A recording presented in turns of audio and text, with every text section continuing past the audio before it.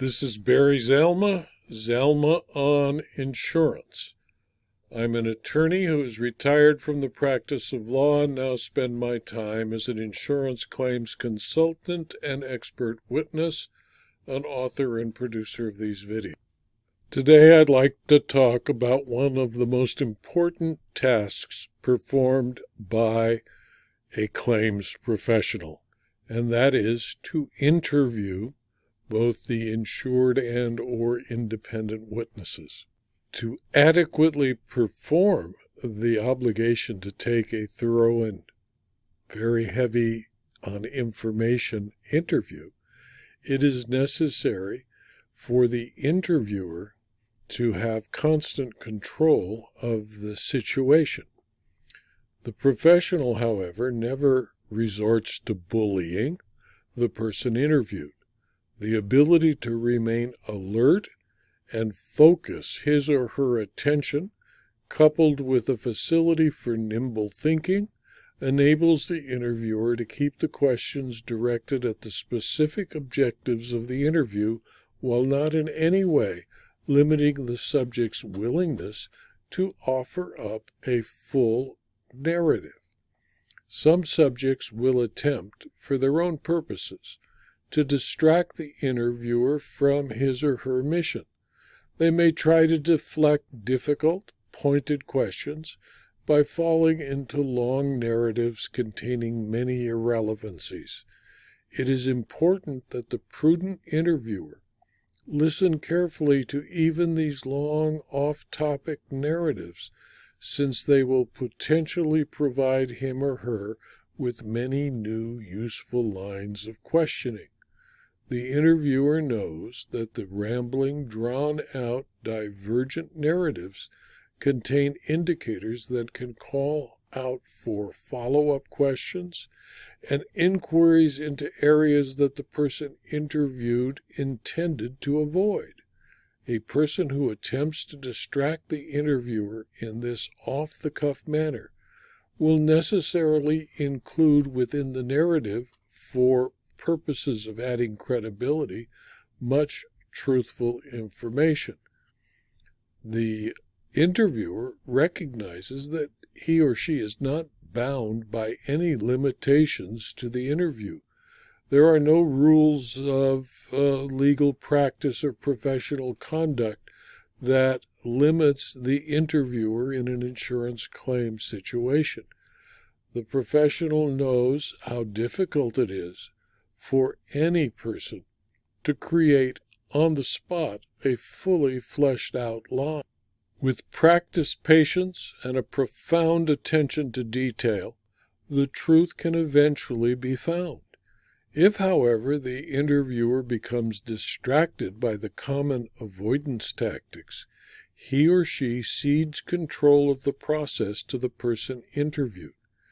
A distracted interviewer will pursue the irrelevant and gain little useful information, while a skilled interviewer will note and absorb narrative sidetracks, but always retain control by returning the subject to the relevant points. The interviewer, although in mid-process, always remains focused on the objectives of the interview. No amount of obfuscation will move him or her from those objectives. No amount of deflection will sway the interviewer from returning to the essential elements of the interview, and no number of long, irrelevant narratives and sidetracks will exhaust the interviewer's determination to achieve them. In order to maintain control of the direction and flow of the interviewer is also careful not to give away information that may tip the balance of power in favor of the person interviewed. This is particularly wise and true when the subject uses the most common ploy of non-response. Rather than offering up information to the witness in an effort to make him or her talk, the interviewer calmly, but determinedly repeats and rephrases unanswered questions. Once it becomes clear that the ploy of uncooperativeness will not serve to frustrate or distract the interviewer, the answers will quickly become more succinct, to the point, and truthful. Similarly, professional interviewers should never expect a subject to reciprocate automatically when the interviewer offers information. A well-prepared interviewer in possession of established and substantial facts gained through prior investigation will often begin by asking only questions the answers to which are already known.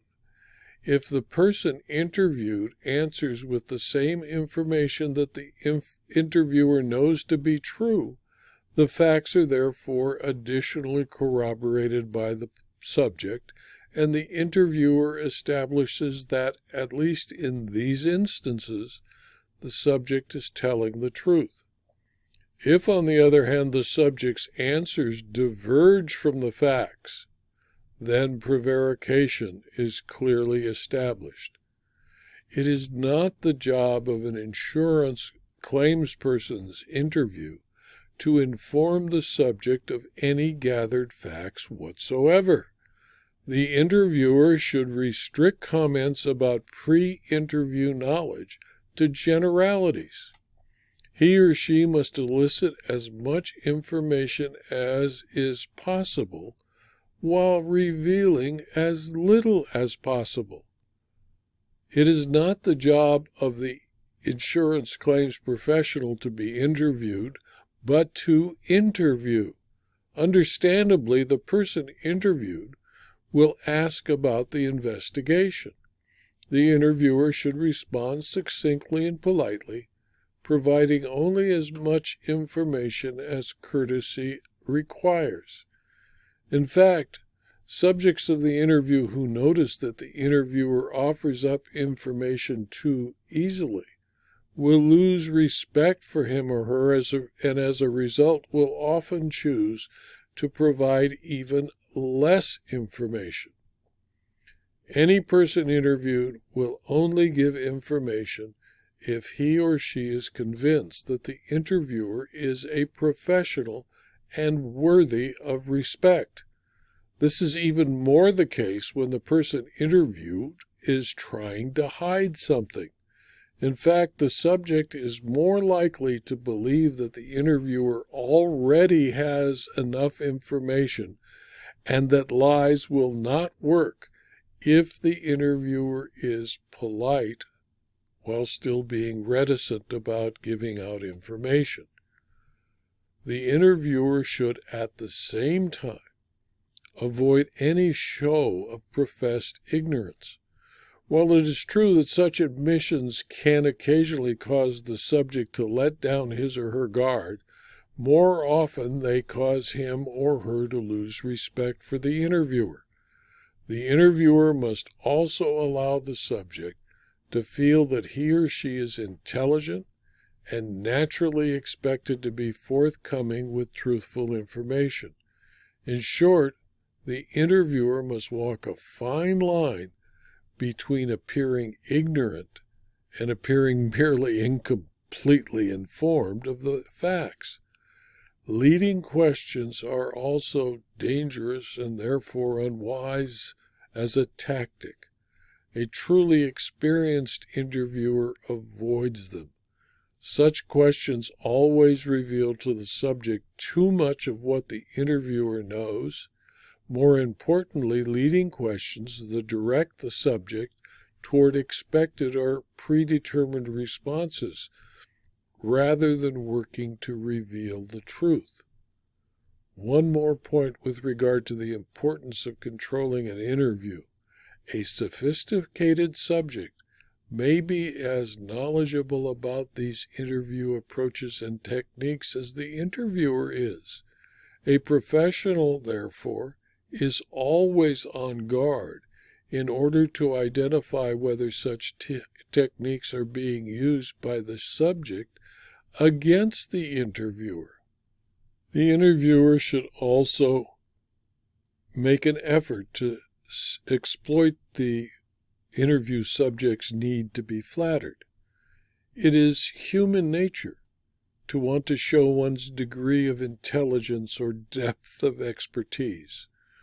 The experienced interviewer uses this universal aspect of human nature to gain information.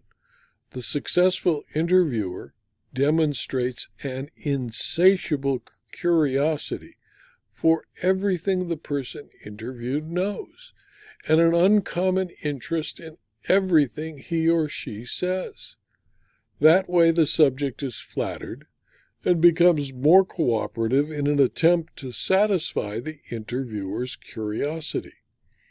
It is not enough to just convey a sense of curiosity, though. You must follow it up with genuine, attentive listening.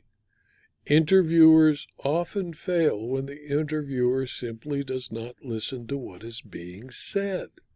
If, for example, he or she is concentrating on his or her next question, rather than truly listening to the subject, vague or misdirected answers will never be clarified. Useful information that would have benefited from a follow-up question will not be noticed or recognized as important. The interview will develop gaps and will be incomplete. An interview is a living, self-articulating interchange that the interviewer needs to help keep alive. Each answer he or she receives leads naturally, and often but not always logically, to the next question. If the interviewer fails to listen carefully to the answers, the branching pattern that characterizes a skillfully conducted interview will not arise. His or her questions will sound as if he or she is following a prepared list and will be ineffective.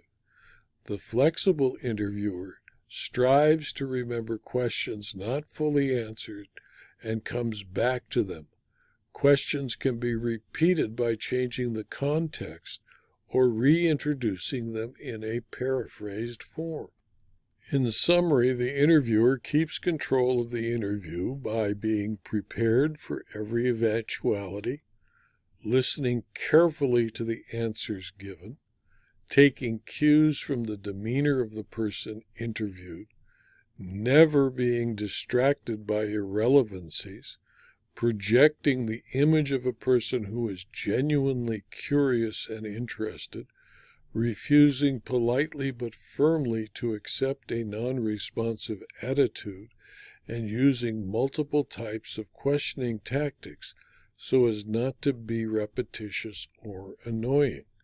In a nutshell, the professional interviewer must have the proverbial patience of Job, the legendary wisdom of King Solomon, the dynamic confidence of a James Bond, and the kind demeanor and conversational skills of an Oprah Winfrey. Just as various definitions of testimonial exist, one can imagine various definitions of interrogation. A recorded statement, an interview conducted by an insurance professional, knowingly given in response to structured police questioning, qualifies under any conceivable definition and should never become the point of an insurance claims interview. No one likes to be interrogated, but they have no problem being interviewed. The insurance professional should prepare for the interview, but may only write down the 6 most important questions of who, what, why, where, when, and how.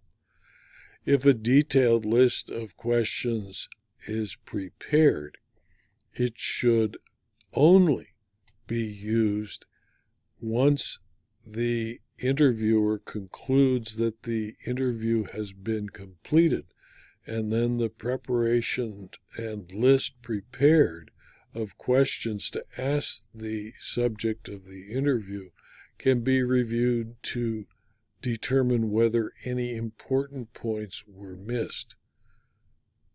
It is essential to listen to the questions asked and answered, and then move your questioning from the answer to the first question as indicated. That is what makes for professional, in-control interviewing.